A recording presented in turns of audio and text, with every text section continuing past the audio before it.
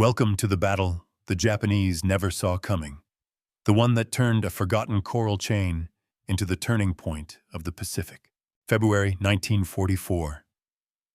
Eniwetok Atoll, Marshall Islands. Engines roar against the dawn. Waves crash against steel hulls. The air thick with salt smoke and aviation fuel. Inside the landing craft, young Marines check their gear fingers trembling on cold metal. Someone mutters, "We're not supposed to be here." But the radio crackles back, all units prepare to launch. And then silence breaks. Boots hit water. Steel vibrates. The horizon flashes white. The Japanese had believed Eniwetok untouchable, ringed with bunkers, hidden guns, and reefs sharp enough to shred armor. But what they didn't expect was a strategy that skipped over power and struck at weakness. It wasn't just an invasion, it was the birth of island hopping, the plan that would bleed the Pacific dry one leap at a time. Smoke rises, surf hisses, and the map of empire begins to crumble. This is the Japanese never expected the island hopping strategy until Eniwetok fell.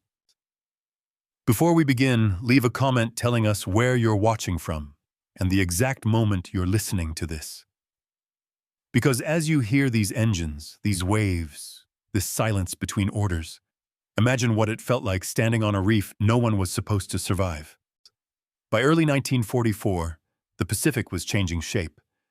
What had once been a vast blue shield around Japan had turned into a chessboard, each island a square in a slow, methodical game of distance, supply, and endurance. When the United States lost the Philippines in 1942, the ocean looked endless, hopelessly wide. But 2 years later, that hopelessness hardened into something else: calculation. Admiral Chester Nimitz called it a ladder made of islands. A plan that would leap from one stronghold to another, bypassing the most heavily fortified garrisons, cutting supply lines, and letting isolated Japanese outposts wither in silence.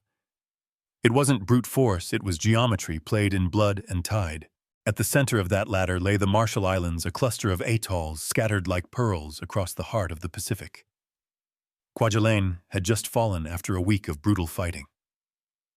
Now attention shifted west to Eniwetok, smaller, quieter, less defended, but far more strategic. Its deep lagoon could hold an entire fleet. Its flat coral surface was perfect for airstrips. And its position only 600 miles from Truk Lagoon, the great Japanese naval base, made it the next logical step toward the Marianas, and eventually Japan itself. Whoever held Eniwetok held the gate to the empire's inner sea. But Tokyo didn't see it that way, not yet.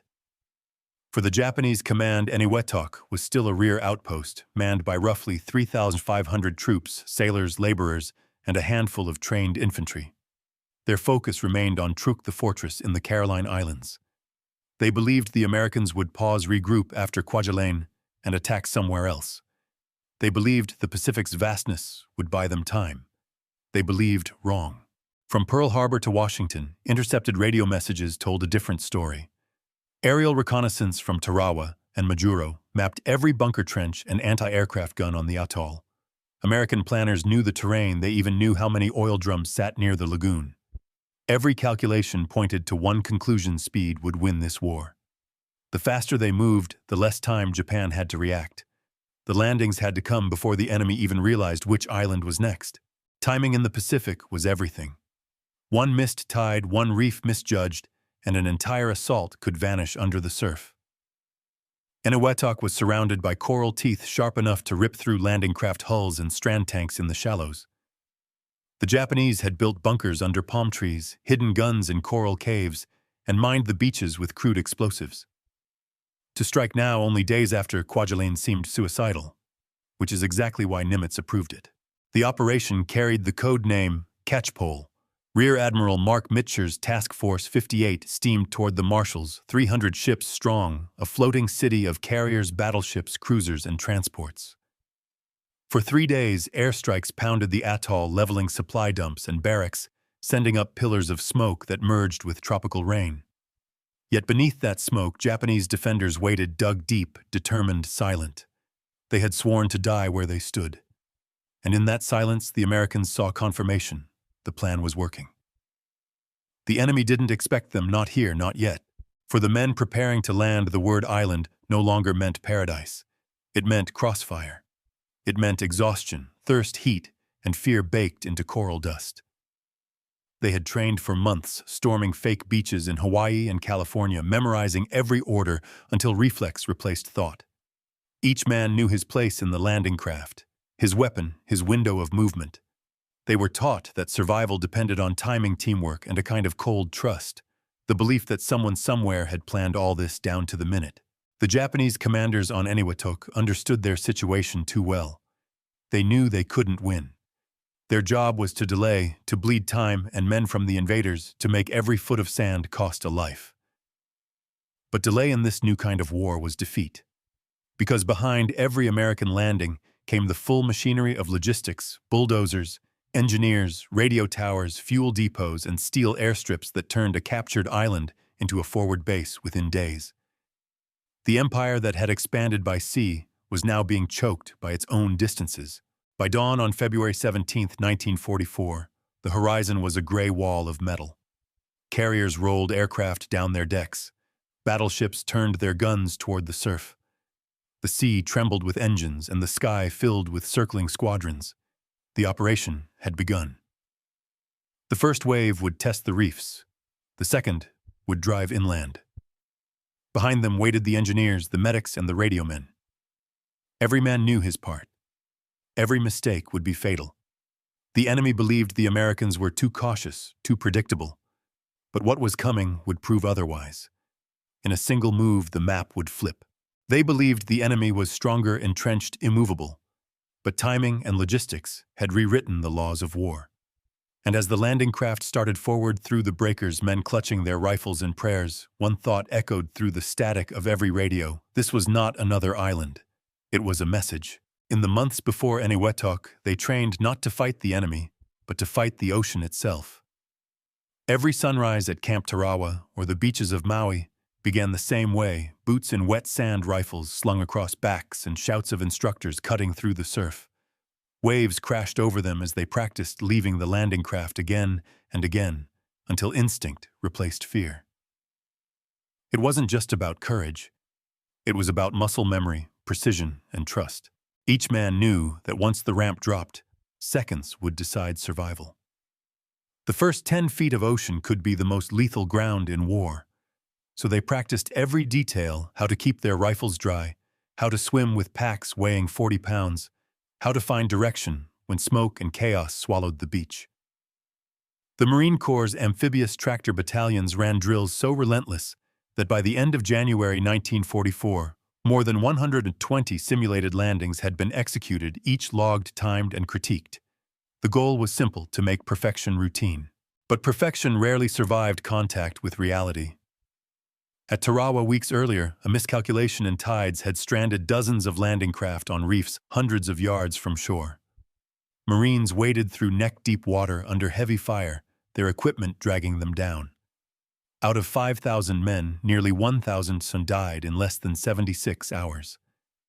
The lesson was burned into command doctrine: never underestimate the ocean, and never trust a single tide chart. Engineers studied every reef and current at Eniwetok, recalculating depths to the inch. Fuel logistics became the quiet backbone of the campaign. In the humid Pacific, a gallon of fuel wasn't just energy, it was distance, life, and firepower. The U.S. Navy's mobile service squadrons learned to deliver over 80,000 gallons per day to keep the fleet moving. Each landing craft burned roughly 20 gallons per hour. Every error in refueling could leave an entire wave stranded. To solve it, tankers shadowed the invasion fleet, refueling destroyers and transports in rolling seas, a choreography that demanded absolute discipline. Inside the amphibious vehicles, men became engineers of survival. They memorized gear ratios, practiced steering through waves, and learned the quirks of each machine. The LVTs, the Amtraks, were their lifeline. Slow, noisy, vulnerable to gunfire, but indispensable. Each one carried 20 Marines and weighed more than 13 tons. The new models, fitted with extra armor and flamethrowers, crawled at just 7.5 miles per hour over coral. Crews learned to coax every ounce of power from the engines while keeping transmissions cool in tropical heat. Training was not just mechanical, it was psychological. Officers drilled their men in silence, discipline, no shouting once under fire, only hand signals. They practiced loading under blackout conditions, eating cold rations, and writing letters in the dark. Commanders reminded them that in war, confidence could be as lethal as ignorance. They carried maps marked with zones of fire, coral ridges, and fallback points. Each man memorized his landing sector. If a radio failed or a commander fell, the mission would still move. Leadership, too, was sharpened. Nimitz's staff pushed a new doctrine: decentralized command. Platoon leaders were trained to make independent decisions within minutes of landing. The Pacific had no room for hesitation. Once ashore, radio contact was unreliable, and chaos reigned. As one instructor wrote in his journal, once the first shot is fired, no one above a captain matters. That mindset saved lives at Kwajalein, and would do so again at Eniwetok. Between exercises, the men watched films on Japanese defenses, footage spliced from captured reels. They studied enemy trenches, gun emplacements, and camouflage. Intelligence officers lectured them on Japanese marksmanship, bayonet charges, and the near-religious resolve of their defense. The men listened in silence, the projectors hum mixing with the ocean wind outside the tents. Every frame reminded them this war wasn't fought for ground, it was fought for endurance. Night training was the hardest. Under moonlight, they learned to coordinate beach markers, signal flares, and medical evacuations. The First Aid Corps practiced amputations on mannequins made from canvas and sandbags. Engineers rehearsed laying steel matting for airstrips, 50 men lifting aligning bolting panels until a runway took shape under lantern light. They knew that within 24 hours of capturing Eniwetok, aircraft had to be landing there. The pace was brutal, but every drill shortened the odds of disaster. Morale shifted with exhaustion. For every letter home that spoke of honor and duty, there was another left unfinished, folded inside a ration tin. They joked about the food, the heat, the endless inspections, but beneath it lay a quiet fear that all this practice might still not be enough. The Pacific didn't forgive mistakes, it recorded them in coral and silence. By the first week of February, the fleet was ready. Supply ships brimmed with ammunition rations and replacement engines.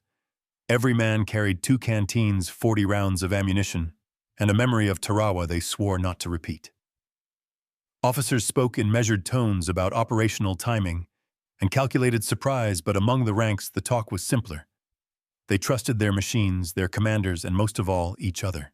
When the final briefing came, maps were rolled open across the deck. Arrows marked the landing zones on Eniwetok, Engebe, and Perry Islands.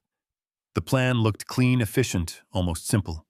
Yet every man staring at that paper knew what those arrows meant. Another 100 yards of reef, another 10 seconds under fire, another name to be read at a memorial. The Pacific wind carried the smell of oil and rain.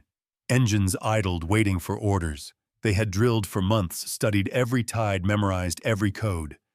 And now the waiting ended. The instructors' voices were gone. The lessons would either hold or vanish in the surf. They had trained to fight the ocean, but soon they would fight the silence beyond it. February 17th, 1944. Dawn broke gray and heavy over the Marshall Islands. The sea lay calm, almost too calm, and for a moment the horizon looked like brushed steel, no sign of movement, no trace of war. Then just before 0700 hours, the silence fractured.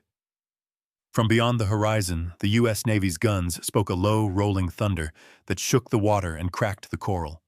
Shells arced in slow motion through the mist and burst against the beaches of Engebe, the northernmost island of Eniwetok Atoll. Palm trees ignited like torches. Sand turned to vapor. The first act of Operation Catchpole had begun. For 75 minutes, the bombardment never stopped. Battleships Tennessee and Pennsylvania hurled more than 900 tons of shells onto the tiny island, barely 2 square miles of sand and jungle. Aircraft from Task Force 58 circled overhead, dropping incendiaries that turned the island into a furnace. The Japanese garrison, perhaps 700 men, mostly naval infantry, had dug in weeks earlier, carving tunnels beneath the coral, linking bunkers with trenches barely high enough to crawl through. Many of them never surfaced again. At 0810, the order came down the radio net. Blue Beach, Green Beach, commence landing. The Amtraks surged forward in waves, their engines straining, churning the lagoon into white froth. Salt spray and smoke filled the air. Radio chatter blurred into static. and fragments of orders. Alpha 2, 40 yards out. Coral shelf ahead. A voice broke through, clipped, controlled.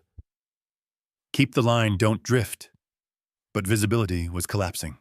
The smoke that had cloaked the bombardment now hung low, blinding gunners and pilots alike. Then came the reef. As predicted, it rose sharp and sudden beneath the waterline, coral teeth shredding the first row of landing craft. Two vehicles stalled, one caught fire, another was torn open by an underwater mine. The men inside scrambled into waist-deep surf, clutching rifles above their heads, moving through water thick with debris. A few feet away, tracer rounds stitched the surface, green lines flashing past their faces. Machine guns hidden in bunkers opened fire, the sound muffled but deadly. Captain Robert Dillon of the 22nd Marines later wrote, "It was like stepping into a furnace and finding the floor made of glass. Every direction burned. His company hit the beach with barely half their vehicles intact. The sand was littered with shrapnel and bodies. The Japanese had held their fire during the bombardment, waiting until the Marines were exposed on the reef. When they did fire, it was surgical bursts aimed at engineers and radio operators first. Yet in that chaos, training took over.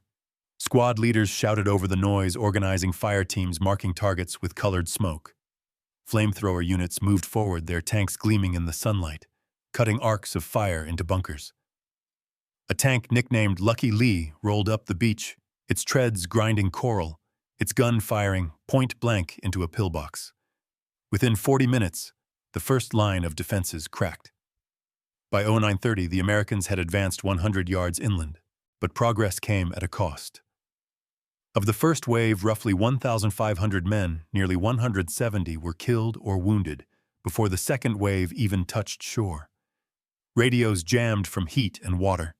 Some units fought blind, guided only by the sound of each other's guns. A squad advancing through a palm grove stumbled into a trench complex and was cut down almost entirely before reinforcements arrived. Each tree became a barrier, each bunker a world unto itself. The terrain itself was an enemy. Coral ridges rose and fell unpredictably, offering cover one moment and exposure the next. The heat was unbearable. By midday, the temperature on the sand exceeded 110 degrees Fahrenheit. Canteens ran dry within hours, and ammunition belts melted against skin.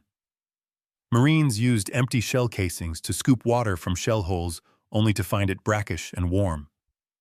Still, the advance continued. Behind them, the offshore bombardment adjusted its aim, now targeting the southern islands. Each explosion sent shockwaves through the lagoon. The sea glowed orange from burning fuel, and dead fish floated to the surface in swarms. Aircraft buzzed low, strafing any movement. One pilot circling above reported seeing nothing left but smoke and shapes. But those shapes were moving small, fast, and determined. Japanese soldiers, many wounded, were crawling through tunnels to reappear behind American lines. Snipers fired from trees. Grenades rolled out of holes that no one had seen. By late afternoon, the fight on Eniwetok had become house to house, if one could call the ruins houses. Marines moved through shattered barracks and storage huts, clearing rooms with grenades and bayonets. One bunker taken after an hour-long firefight contained 40 bodies and a single surviving officer who refused to surrender. He drew his sword and charged. He was shot mid-stride. It ended in seconds, but the silence that followed was unbearable. As the sun dropped, the radio crackled again, reports, coordinates, casualty lists. Objective secure was the phrase every man wanted to hear, and by nightfall it finally came. Eniwetok was declared captured at 17:30 hours. Of the 700 Japanese defenders, fewer than 20 survived. American losses totaled 348 killed and wounded, high but acceptable by Pacific standards. The beach was littered with twisted steel and smoldering palms.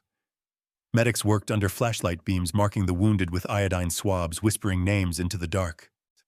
That night, under the fading glow of tracer fire, a storm rolled in. The rain fell warm and relentless, washing the sand clean, turning foxholes into puddles. Men sat in silence, smoking in the rain, their rifles resting across their knees. Some wrote notes to friends on nearby islands, notes that would never reach them. Others just stared at the horizon, where lightning revealed the outlines of Perry and Eniwetok, the next two targets waiting in the dark. The battle for Eniwetok was far from over. Engebe was only the first step, a test of the island-hopping theory. The commanders aboard Tennessee reviewed the numbers, 3 islands left to secure 2 more days before reinforcements arrived, and fuel consumption running at 92% of planned reserves. The logistics window was shrinking. One delay could strand the entire task force. But on that night, none of that mattered to the men on the sand. They had survived the landing. They had seen the strategy work for now. The Japanese had been caught off guard. The unreachable island had fallen in less than 24 hours. Still, they knew the hardest ground was yet to come. As dawn approached, the lagoon was quiet again, except for the hum of engines idling offshore and the faint, steady sound of rain on metal. The radios whispered new orders, new coordinates. The next assault would begin in hours. And though the air smelled of smoke and salt, the unspoken truth hung heavier than the storm clouds above every island they took, brought them closer to Japan and farther from home. February 19th. Dawn again, but this time the horizon burned orange before the sun even rose. The fleet had repositioned overnight, the guns now trained on Perry Island, the southern anchor of the atoll, the last Japanese stronghold in Eniwetok. The sea trembled beneath the blast of naval guns. Smoke rolled low over the water, blotting out the shoreline. What had been an invisible speck on the map was now a furnace. At 08:45, the first wave went in. Amtraks cut through the surf, their steel hulls blackened from 2 days of non-stop operation.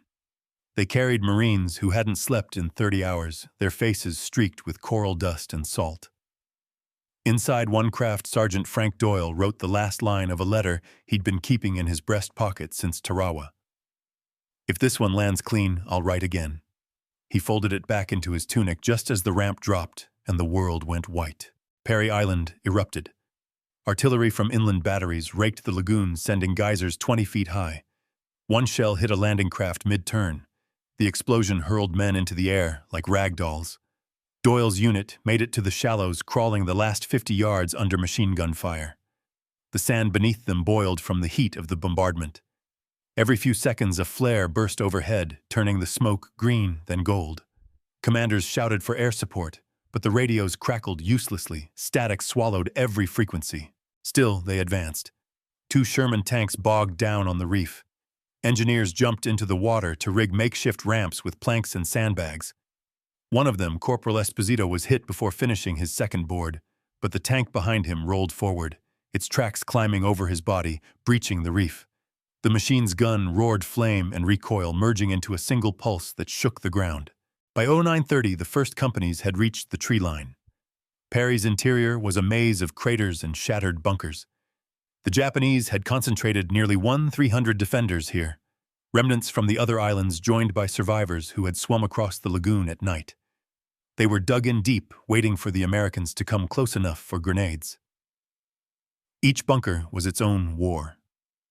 Marines cleared them one by one, flamethrowers first, riflemen, next engineers last, to collapse the tunnels.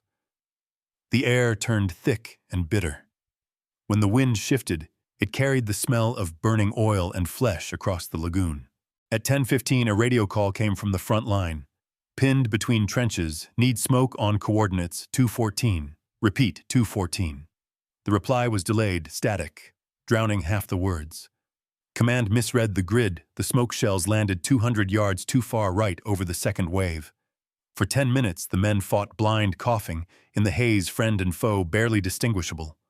Doyle's platoon stumbled into a trench already occupied, a chaotic melee of bayonets, shovels, bare hands. When the smoke cleared, the trench was quiet, and 14 bodies lay twisted among spent cartridges. At 1100, Perry's defense line broke, but the cost was steep. Casualty reports filled the airwaves, Company F 43% combat ineffective, Company H requesting evacuation boats. Medics crawled from crater to crater, dragging the wounded through puddles that had turned crimson. One medic, Private Nathan Lewis, wrote a single line in his log between calls for morphine. "Nothing stays dry. Not the ground, not the men, not the sky." The final push came just after noon. The surviving bunkers were ringed with palm trunks reinforced by concrete barrels. The flamethrowers had run low on fuel. Engineers improvised by pumping gasoline from broken LVTs into makeshift pressure tanks. The roar of fire echoed across the beach. In the midst of it, Doyle found himself kneeling beside a fallen friend, Private Harold Wren, who had carried their radio since Maui. The antenna lay bent beside him, the handset still buzzing with faint static. Doyle picked it up, pressed the button, and whispered, "Objective near complete." No one answered. He left the radio there in the sand. At 1300 hours, the Japanese command post was found half collapsed, still flying a tattered flag. The last defenders charged with bayonets, some wielding swords from earlier wars. It ended in seconds, but not quietly. A single explosion, likely a magazine detonation, sent a column of fire 50 feet high. When it cleared, the island was silent except for the low hiss of burning vegetation. Parry had fallen. The atoll Eniwetok was finally under American control. The numbers told their own story. In just 72 hours, 1,000 Marines and soldiers had captured 3 islands at a cost of 339 dead and 879 wounded. Nearly 400 Japanese defenders were killed. Yet even in victory, the silence felt heavier than triumph. Engineers moved in immediately, surveying ground for runways. Bulldozers crawled through wreckage, pushing aside bodies and debris. A repair log entry from the USS Pennsylvania noted at 16:30, landing craft 48 damaged beyond recovery. 11 tanks require transmission overhaul. Coral erosion severe, recommend immediate matting installation. The war machine moved on, methodical, relentless. That evening, as dusk settled over the lagoon, Doyle finally took out the letter. He unfolded it carefully, the paper-damp edges burned, and added a single line beneath the last one. This one landed clean. He sealed it inside a ration tin, unsure if it would ever leave the island. Behind him, Parry smoldered in the dark. The palm trees, stripped bare, stood like blackened ribs against the firelight. The sound of waves returned quiet, rhythmic, almost gentle. But underneath, something else lingered, a strange stillness that no one could name. The island-hopping strategy had worked again, swift, brutal, efficient. Yet to those who survived, it no longer felt like progress. It felt like a cycle, a pattern repeating island after island, each one burning, each one silent afterward. And somewhere in the lagoon, under the smoke and drifting ash, the sea whispered what every survivor already knew: victory in the Pacific would come not from strength, but from endurance, and endurance always demanded a price. By the third day, Eniwetok was quiet again. The sea that had boiled with fire now rolled gently against the reefs, carrying the faint smell of oil and salt. Ships still floated offshore, their guns silent, their decks scarred. The battle had ended, but the work had only begun. Engineers came ashore, first tape measures in one hand, rifles in the other, charting runways where craters still smoked. Bulldozers rumbled through wreckage, clearing a path for the next phase of the war. The official tally came in that night: 3 islands captured in 72 hours. 218 American casualties. 339 dead. The Japanese garrison, nearly 400 strong, had been annihilated. For every man who fell, another took his place in a line that seemed endless.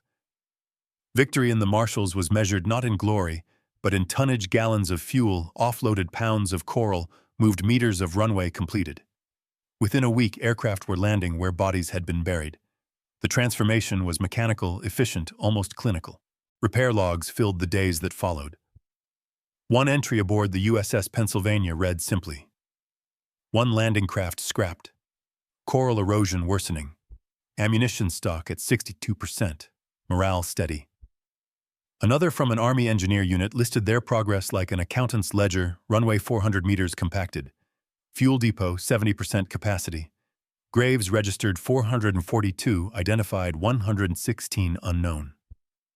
The war machine had no pause for mourning. It calculated, adjusted, moved forward. Still among the men, reflection crept in with the silence. At dusk, they sat by the waterline, watching the lagoon darken from blue to black.